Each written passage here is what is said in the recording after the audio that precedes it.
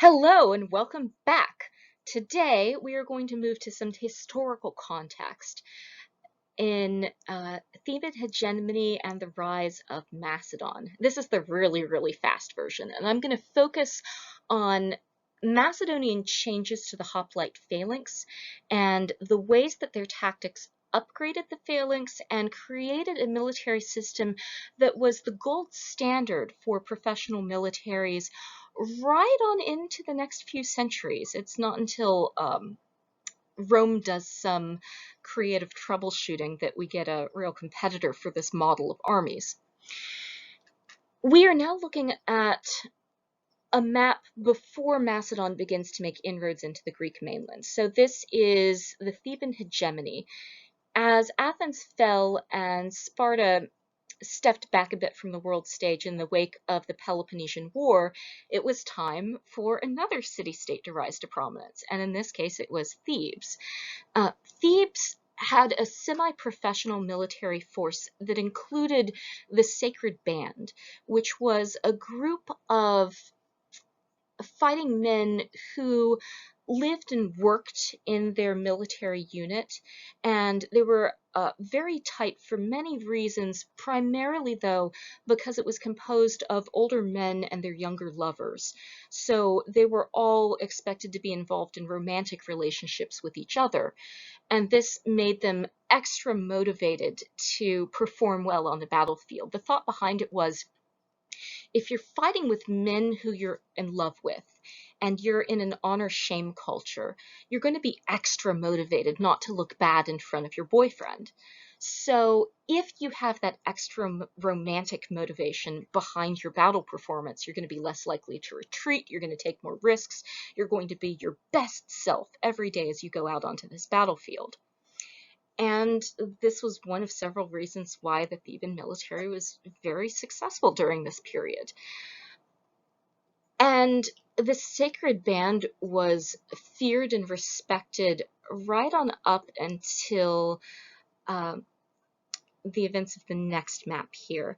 So this hegemony, and hegemony in this context means when you have enough military dominance that even though you don't necessarily directly control other places in your sphere of influence, your opinions and your policies are a necessary part of decision making in other places. This is the same kind of dynamic that we're more familiar with in American geopolitics, where America may not directly control large portions of the world, but our military policy has a direct knock-on impact for everybody else who has to live in a world that is currently influenced by and dominated by our military. So in this world, in this place and time, that was Thebes.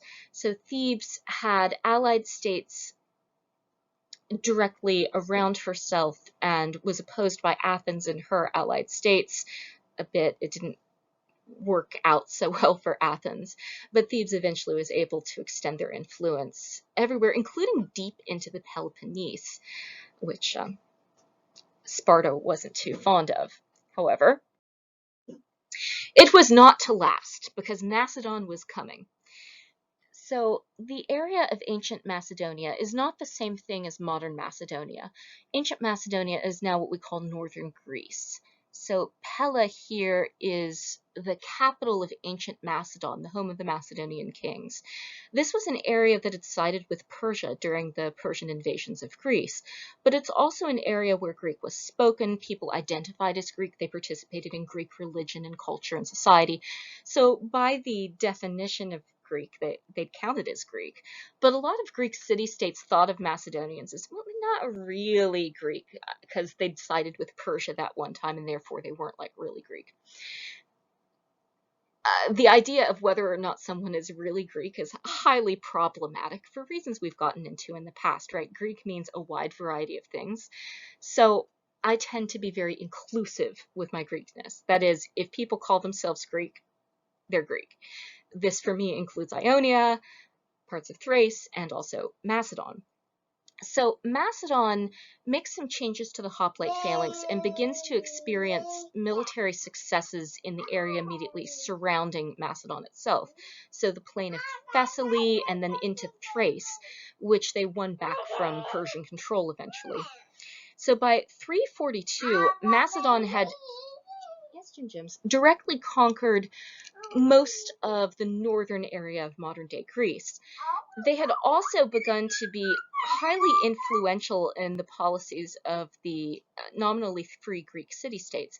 Eventually, Greek city-states had to consult with Macedon when they tried to do anything. Now, eventually, the Thebes and Thebes' allies made a stand against Macedon, and this culminated at the Battle of Chaeronea.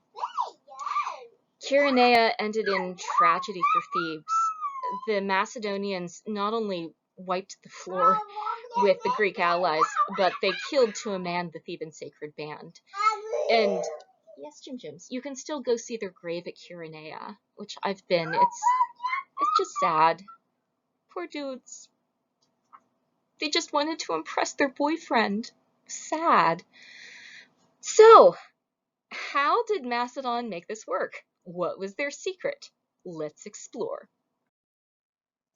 Here we're looking at a Macedonian cavalryman on horseback, not in a military context. This is a hunting scene, and it's from a pretty early Macedonian tombstone, but it shows us the basics of why Macedon was so effective, and that has to do a little bit with geography. So they're on this more open plains area north of Thessaly, where there was the grassland to maneuver and train an effective cavalry. Their cavalry was very good at mounted spear fighting, both at range with javelin and archery and at close quarters with thrusting spears on horseback. Now, as we've talked, it's very difficult to operate a thrusting spear from horseback without a good saddle. Being able to do this hunting while bareback is impressive, and that's what this dude's doing. He's wearing clothes, right? This isn't heroic nudity. This does seem to have been a Macedonian thing. And this recreational training from childhood among Macedonian elites was part of the secret weapon of Macedonian military units. They relied heavily on an effective shock cavalry that was very well trained to ride in formation and to create patterns of movement that worked to undermine the weaknesses of a traditional hoplite phalanx. So thing number one, get good at riding horses. So here is panoply from Aigai Tomb 2. This may or may not be Alexander's dad, Philip II of Macedon.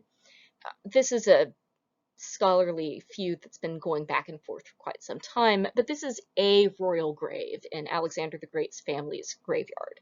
So it's getting us where we need to get for the purposes of this class, namely at what royal Macedonian armor would have looked like. And lucky for us, it's made out of bronze, so it survived really well. So here you can see the breastplate, the thorax. The word thorax in insect anatomy comes from this kind of armor. Like, it covers your thoracic cavity. Your thoracic cavity is the part of your body you put in your thorax, you see. And this is a standard pattern. You saw it on the linothorax. Here it is in a bronze configuration, but the pattern's the same. And we're going to see Romans using this basic pattern too. So this is a Mediterranean classic for the next several centuries. Then there's a helmet with a flared neck guard. This is pretty typical of cavalry helmets. This short stabbing sword, and then this shield that does still have a porpox and entelabe configuration. You can see here the porpox with its forearm strap, and then the bronze hand grip is still in here, but the shield's a bit smaller. This can be used either on foot or on horseback. Likely this armor was meant to be used in a ceremonial context. Likely Macedonian soldiers at war, including the king, would have been wearing a linothorax instead of bronze. But then again, we have no evidence that this wasn't used in battle either, so I guess it just depends on how much fanciness you wanted to display on that particular day. I'm sorry this is a horrible picture. This is a very dramatically lit museum exhibit, so my pictures just look awful. So next up in the line of why the Macedonian army was so gosh darn good at its job, it had acquired the Thracian peltasts. You may remember these folks from the Persian Wars when they were on the Persian side. They're still around, and now they're working for Philip. But they had undergone some upgrades in the armor department. Really? No, we can't blow bubbles. We're talking about Macedon. Yes. Say Macedon. Close enough. Right, so these are Thracian peltasts. Here's slinging javelins. They also would have used sling bullets. Their helmets have undergone an upgrade. So this helmet shape with a tall, kind of rounded top mirrors hat styles that are coming out of the Black Sea area that they're from. And this sometimes you'll hear called a Parthian hat or a Phrygian cap. So just like the Pylos helmet looked like a little conical beanie hat, so too this helmet shape mirrored the shape of regular headwear. But there's an added bonus in having a tall, reinforced crown, if a sling bullet should hit you from the top, the pointy top is going to be crush resistant, so it's going to protect your actual cranium. It's going to deflect even the heaviest of lead bullets to your side. And then with the face guard, the cheek guards join at the chin in this kind of fake wearable beard thing. So you look cool, you have a nice bro beard, but also then it protects your face from getting its cheekbones broken, which is important when you have people throwing lead at you. And then the legs have here a matched set of greaves, which is typical. We also see, as I mentioned earlier, a single greave on one leg if you want to be a little bit lighter. The ring in the center of this display is a neck ring. This was worn by people on the Thracian border and other peoples of Northern Europe. So we're here in a transitional area where the Celts of Northern Europe are beginning to make inroads in Mediterranean populations. Could you be quiet, please? Please? Please? I'm trying to teach. No. Yes. Let's continue. Here we are at the Hypostasis, and this has a big question mark on it because we know this word, but we're not quite sure what they are. It's very embarrassing. So here are the two leading theories for what a Hypostasis is. These are small units in the Macedonian military, and they seem to be the king's royal bodyguards. So these are likely elites in the court of Philip and Alexander. So we think they are either a slightly modernized version of a traditional hoplite, which apparently Jimmy does not agree with, or they're a more lightly armed version of a hoplite. So hypostasis is just Greek for somebody who's underneath a shield. And we think this is because their shield is larger than the shield in use by the Macedonian Phalanx, which we'll look at in a minute. And they're still using a medium-sized thrusting spear and javelin, we're pretty sure. However, the helmet type looks a lot more like the helmet we saw on Thracian peltasts. And the shield might have also been a little bit smaller for added maneuverability. But again, this is a very small unit. They may have been entirely ceremonial. We have a lot of about these guys. Next up, we get to this upgrade. This is a phalangite with a sarissa. Now, this is a little bit different from a person in a hoplite phalanx. So, phalangite is derived from the same word that gives us phalanx. So, a phalangite just means a person who is a member of a phalanx. So far, so good on the terminology. Okay, hold on. He wants cookies. Do you want cookies? Cookie? Okay. Okie dokie, he's got a cookie. But instead of a large shield and a single-handed thrusting spear, the shield has been modified so that we still have a porpox, but there is no antellade. The shield is much smaller, and there's a shoulder strap that goes up and around the opposite shoulder here to stabilize the shield, so that the hand that would have been grabbing onto the antilabe can be the second hand holding a two-handed thrusting spear. This spear is called the sarissa, and it's really, really, really long. So a traditional 5th century hoplite spear is 6 feet long. A sarissa is more like 12 feet long. These are ridiculously long, so long that they bend a little bit at the middle. So the phalangite has to hold the spear at a slightly higher angle because it's so long that the wood bends at the center. This is a feature, not a bug. These were very bendy, resilient, springy spears, so they could use that springiness to thrust deeper when they poke into somebody.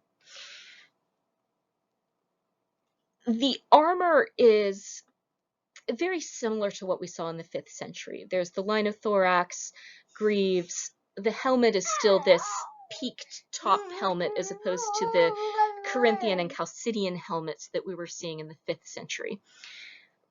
Now, this by itself may look like a really silly way to do battle. The trick is when you have lots of people doing this together. So let's have a look. So here it is. This is what a phalangite, a Macedonian phalangite, is going to be doing in their formation. So we call this fighting formation the Syntagma. This is a kind of phalanx. So we can still call this a phalanx, right? It's rows of people in a shield wall, sort of. But the shields are no longer the most important part of this wall. Instead, their offense is their defense. Because the sarissae, these very, very, very, very, very, very long thrusting spears, are so long that the tips of the spears go about 4 ranks back, so that you have this bristling hedgehog front with overlapping spears. And the people holding the spears are 4 men deep in this formation here. Really 5 men. The point of the 5th rank is just coming out at the front here. And this means that even if you take out people in the front row, this formation's defense is still almost intact because they have row after row after row of hedgehog spears sticking out in front. So this is materially different from the phalanx we saw with the hoplite. So we use a new term for it, the syntagma. Syntagma, the tag root, is the same root that gives us tactics, like tactical, comes from this root. Syn is the word that means together in Greek, so this is the together formation, which really tells you everything you need to know. It is a formation that works together and is stupid on its own, but really great in combination, even more so than the hoplite phalanx. A single hoplite alone can still do pretty good damage compared to a phalangite. Like a sarissa, if it's just you, your tiny shield, and your sarissa, isn't a great one-on-one weapon. But in this formation, it is formidable because it is really hard for a hoplite phalanx to get close enough to even stab anybody. Their spears only go up to, like, you're already getting stabbed with the sarissae here, and your spear only thrusts like to here. So you're not going to be able to stab these people very well. Also, because the shields are no longer overlapping, right? The shields are just on your arm as you're holding your sarissa. So this means that if you're attacking at an angle, which often Macedonian phalanxes did, so the syntagma would sometimes come at you from an oblique angle this way, so that if you tried to charge them from the side in a flanking maneuver, you come up against their shields, they can also see you coming and turn by taking their sarissae upwards, rotating, and then placing them down again. The Macedonian sarissa phalanx was also professionalized, so they could train extra, which you do need to do. Amateurs don't do very well with this kind of phalanx. Similarly, citizen soldier type formations are not going to be well trained enough to run this kind of scenario. You really need a professionalized army to make this work well. And Macedon had that. But where their weak side is, if you can manage to get a cavalry charge around on their right side, where they're holding their sarissae and they don't have a shield, then you can kind of hit them and roll them up. But Macedon places its other units in such a way that this apparently unshielded side of the Syntagma is actually not unshielded. To get to that, you have to go through the Macedonian cavalry, and that's difficult. So this is part of a larger war machine, but it's a really important part. It's extra deep, it's got extra men, and its piercing power is really devastating. So this bristling machine is bearing down on you, marching into your face as you and your hoplites are trying to stave it off. You can't get many shots in. If you have archers, like maybe, but they have helmets reinforced against archery and sling bullets, and while you're trying to engage them, their cavalry is attempting to run your cavalry off and to take their other cavalry around to your weak side, which a hoplite phalanx still does have. Not as weak as the weak side on the Syntagma, but it's still vulnerable. So here is a closer up look at a Macedonian helmet, the kind that would be worn by a phalangite. It's similar also to what we see on Piltas and maybe Hypostasis too. It's got this bulbous top on it. This one, and these are actual ancient examples, are weighted very far forward. This is typical of a phalangite rather than a peltast, because a phalangite has to lean forward and counterbalance this ridiculously long sarissa. So having something that keeps your head at this optimal downward facing angle and still takes the brunt of any sling bullets coming at you is a good advantage. And the cheek pieces are riveted like they are in the Chalcidian helmet, so they can be easily swapped out and replaced and fitted. These would have been tied tightly under the chin. You don't leave your chin straps untied when you're fighting, because this is going to slip around on you a lot, even if your padding is well fitted. Which brings me to the hammer and anvil tactics. So this is the go-to strategy for pretty much every Macedonian battle. And this is partly why I'm not going to take you through a tour of every battle, major battle Alexander the Great fought, because all of them look kind of like this. You have the Syntagma, right? So the Macedonian phalanxes at the center in a staggered formation in order to take advantage of their shields. So their shields are all along this side of the formation. So they advance in a staggered path with 1 unit, 2 unit, 3 unit, obliquely at the hoplite phalanx here. Meanwhile, the companion cavalry, which is the Macedonian noble elite cavalry, this is where the Macedonian leaders are going to be stationed, come up and around, sometimes around an entire hill to hit the hoplite phalanx from its weak backside. Meanwhile, their backup cavalry, the Thessalian cavalry, is coming along this way to pin down the hoplite phalanx. So as the hoplite phalanx does its only real viable maneuver here, this phalanx is really going to want to get around and into this pocket where they can come at the Syntagma from its unarmored, unshielded side, yeah? But as they do that, they're either going to run into these sketchily defined hypostases, whatever those are. So they're going to have an infantry unit here, but they're also going to be slipping in between the phalanx and the cavalry. So even as they're making contact with the front edge of the Syntagma here, the cavalry is coming at them from behind.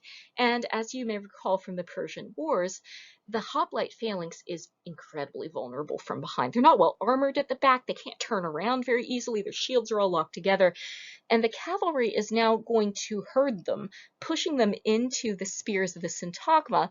And if they try to slip out this way, they're going to run right into the Thessalian cavalry, and then perhaps also the Thessalian slingers. So pinned down on each side, trapped, they're speared and skewered onto the sarissai of the phalangites. And this is the way that the sacred band dies. Oh, booze. I feel a certain way about dead sacred band people. So here is the sword type that we see being used by phalangites. Now, much as was the case in the 5th century hoplite phalanx, these are still for use only at the end of a battle, when the enemy's formation is broken and you're just going about killing everybody who's left, or apparently hunting lions. This is kind of unrealistic. This is pretty art. This is from a mosaic on the floor of the palaces at Pella. So the Macedonian royal palaces had this as their decor option. And we have a coppice here at this side. This is actually exactly the same coppice we were looking at back in the 5th century. So the coppice hasn't changed, but the Macedonians do seem to favor this over the xiphos. We do see xiphoi in use, those long, straight, pokey swords, but these hacking, slashing swords seem to be much more in vogue, and it makes sense. They do better at slicing through more effective armors. They also work well to slice off limbs or to slice off the ends of a sarissa if you're coming up against somebody else with a Macedonian phalanx. So it's quite frankly, if I had to go into battle with any kind of 4th century Greek sword, I would totally go for a coppice.